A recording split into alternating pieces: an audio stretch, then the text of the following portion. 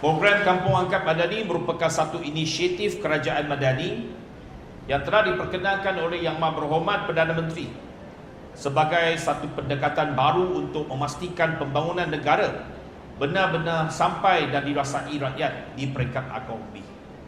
Tahun ini, pihak Agensi Pengangkutan Awam Darat telah pun memilih Kampung Cenah sebagai Kampung Angkat Madani.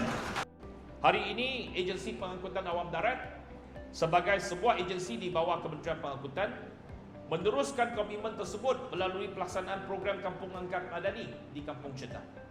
Bagi tahun ini, kerajaan melalui Agensi Pengangkutan Awam Darat telah pun memperuntukkan sebanyak RM500,000 bagi melaksanakan 5 projek pembangunan yang dikenal pasti.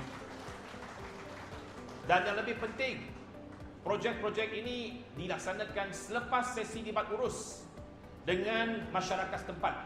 5 projek ini melibatkan kerja membaik pulih dan menaik taraf bangunan perpustakaan JPKK dan pejabat penghulu Kampung Cenah. Projek ini bertujuan menyediakan kemudahan pentadbiran dan pusat komuniti yang lebih selesa, kondusif serta berfungsi dengan lebih baik. Yang keduanya, kerja-kerja membaik pulih gelanggang futsal serta premix di sekeliling Dewan Orang Ramai Kampung Cenah. Yang ketiga, kerja-kerja membaik pulih pagar serta menaik taraf sistem peparitan dan pepaitan dan juga peparitan di kawasan masjid.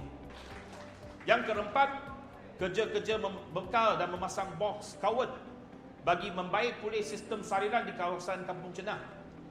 Dan terakhir, di projek ini ialah kerja-kerja membina taman permainan baru di pekarangan pejabat penghulu Kampung Cenah. Pembinaan taman permainan baru bagi menyediakan ruang riadah yang berkualiti, selamat dan mesra keluarga. Tuan-tuan dan puan-puan, saya berharap bahawa kelima-lima projek yang akan dilaksanakan ini dapat memberikan manfaat kepada penduduk-penduduk Kampung Cenah. Dan apabila kita buat program pada hari ini, ada juaran drama, ada program perasmian ini, nanti ada pelbagai program di bawah Kementerian Pengangkutan, termasuklah pertukaran helmet baru dan sebagainya. When tu tiap-tiap pagi dia tunggu pelajar-pelajar, bawa pelajar sekolah pergi ke sekolah menengah dekat Kuala Kelawar untuk pastikan anak-anak Kampung Cenah mendapat pendidikan, akses pendidikan yang terbaik.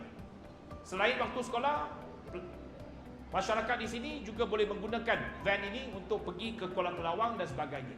Jadi ini adalah cara dan penyelesaian kita untuk membantu dari segi pengangkutan kepada penduduk-penduduk kampung.